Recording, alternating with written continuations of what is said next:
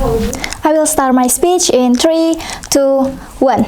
Ladies and gentlemen, we agree that when we improvise, a corrupt person can make their family will get difficult, especially in economic problem, whereas maybe not all family members are involved in corruption, and this will make it difficult for them to fulfill their basic needs such as food, shelter, education, and etc. We agree that the impoverishing corruption can increase the unemployment rate, which is major problem in a country, and this can increase the burden of the government.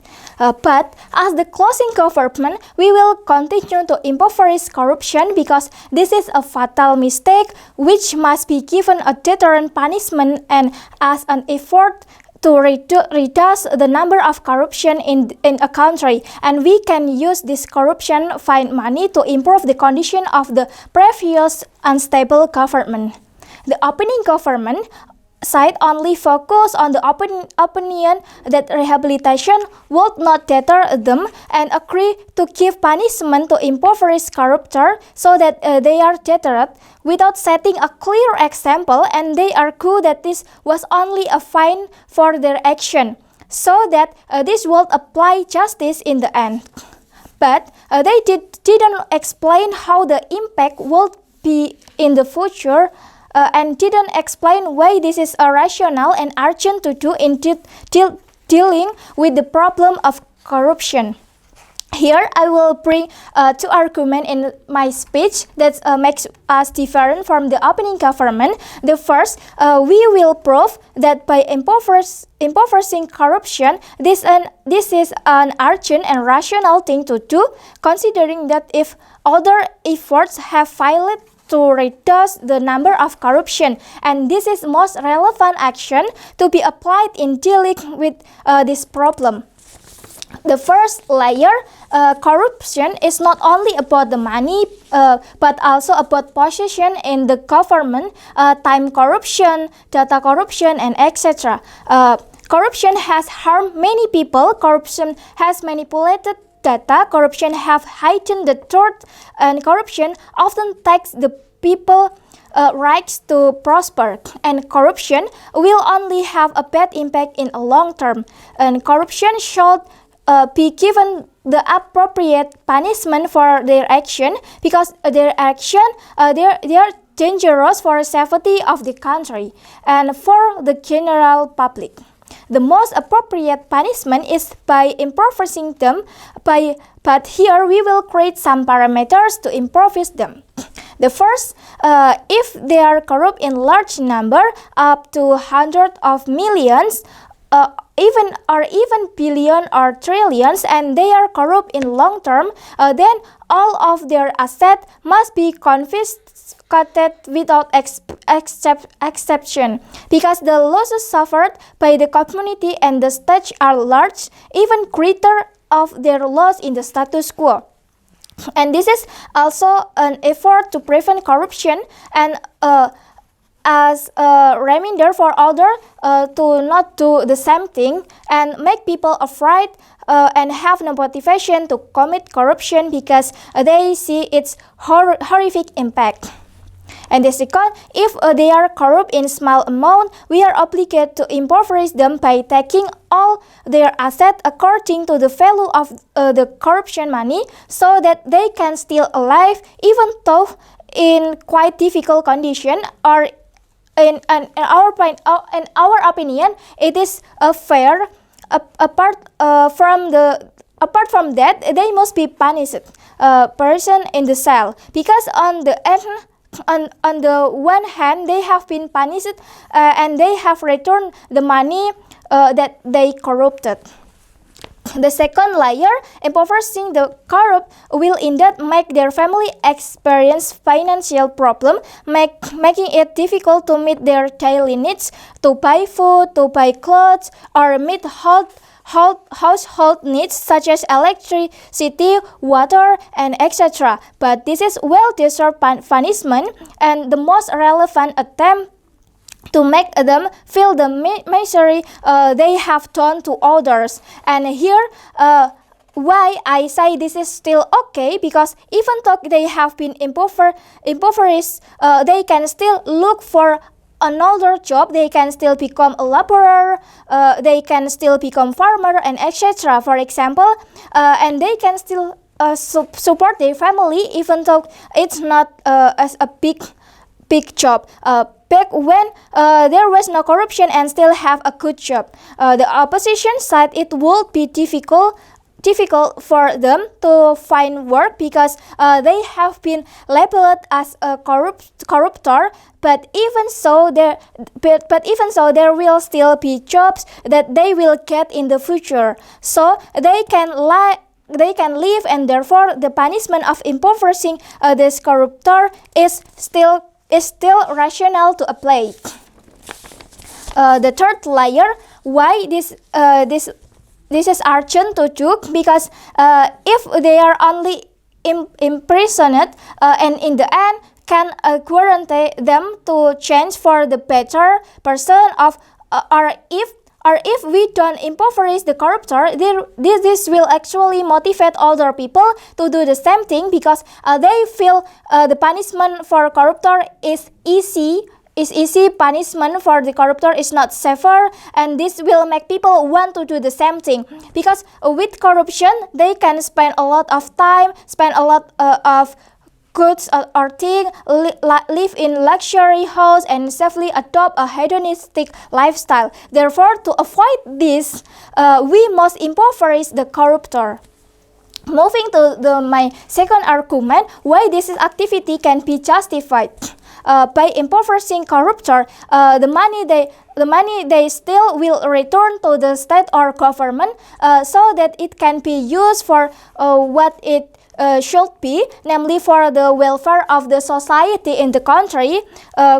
And the first layer, because the corruptor have taken away the people's right to prosper, so many people are suffering, and by impoverishing the corruptor and return the society money, this can be useful for more useful thing. So, as the government side, we support the motion to impoverish the corruptor. Thank you.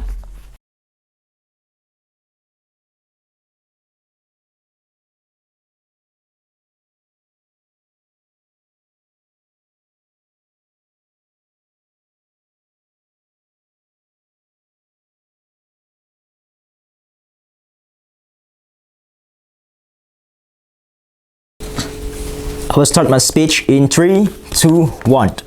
We need to know that corruption is an urgent matter that must be resolved in the most effective way. In some cases, it is true that the punishment they got is not worth with what they did. Therefore, the idea of impoverishing corruptor is the best way in this motion. The opposing team did not give a clear reasons as why to impoverish corruptions should be rejected and even effective in all aspects. They only focused on the adverse effect that would occur, such as corrupt families becoming poor and money stolen from the state would be reduced and so on. This is not strong enough to spell out the reason why they shouldn't be impoverished. So we think that the winning in this debate is the closing government team. 3 areas of clash happen in this debate. First, whether by impoverishing them is ineffective or not. Secondly, who are the actors who should be protected in this matter? Thirdly, will this bring good impact or bad impact in the future? Jumping to my first clash, why the impoverished corruptor is a very important idea. The OG side only talk about the many corruptions that happening now and fails to prove that their impoverished will be able to deter them without giving a clear example of why this needs to be done. On the opposition side, they argue that impoverishing them, the corruptors, will not be more than produce new problems, such as poverty, that will instead increase in the future. But they forget that even if poverty is increased, it can be justified. Our first speaker has already said that this crime of corruption is already a fatal mistake. Why? We just must be punished with deterrent punishment, and as an effort to reduce the rate of corruption in a country. And we can use this corruption fine money to improve the condition of the previous unstable government. And our first statement has also given a very clear parameter that was not given by the government, by the opponent government, that the the corruptor must be punished in order to be deterred. Corruption, as we know, it is only not about money, as my first speaker have said. There's also a corruption of time, data, and so on. And our side, we believe that by impoverishing them according to the procedures that have been made by my first speaker, it will make things better, because if they are only in a rehabilitations and are not given a deterrent effect to them, they are not going to, and even if they are going to be born poverty, it is okay, because in our side, we believe that there are punishments that they have to live, they have to feel as the results of what they have did in the past, which is doing a corruption. And then moving to second clash. From the government team, from the opposing government team, they only focus on the actors, namely the governments, and while from the opposition team, they only focus on single actor, which is the corruptor itself, herself. We felt that we deserve to win this debate because we focus on both of side of the actor. We not only focus about one actor, but also focus on the other as actor. And from the government side, operating government side, we agree that they should be protected.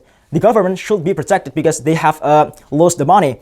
But in this case, it is we believe that the state should still use its money to be the best of its ability in a good way as well. And the decisions to impoverish corruption in this regard very rational, because their money will be safe and can be used for other states' purpose, like for building or for building a bridge and etc.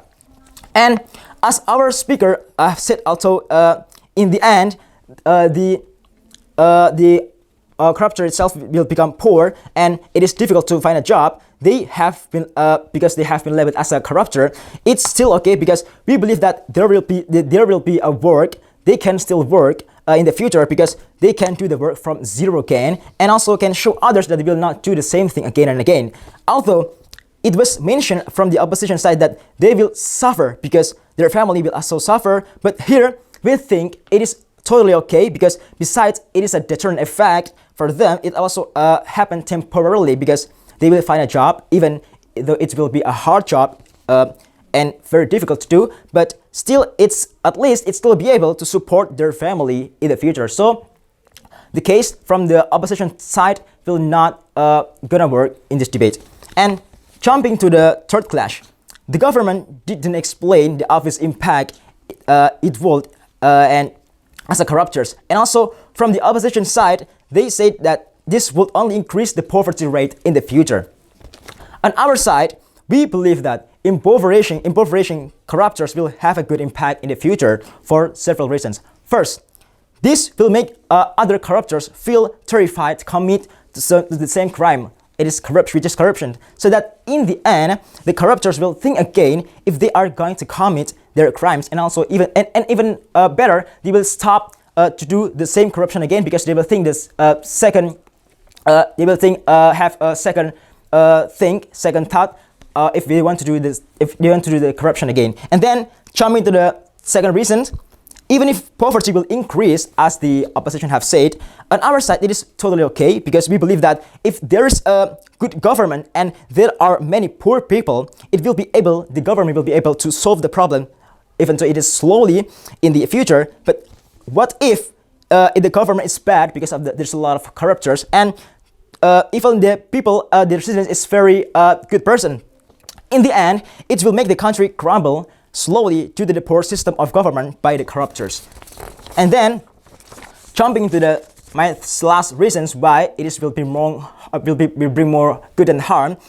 But most importantly, the state's money will be able to return back, and its people will become better in the future, so that in condition to the state being able to maximize its policies, to maximize its building, to maximize its facilities, and its citizens also will gradually be filtered into a qualified people. So there will be a good citizens and a good government. So in this will reduce the rate of corruption in the future. So in this case, we as the closing government think that we have to win this debate, because we clearly explain about the good impact, the bad impact, and we also focusing on both actor in this debate, and also focusing on a single actor. So as the closing government, we proudly to support this motion. Thank you.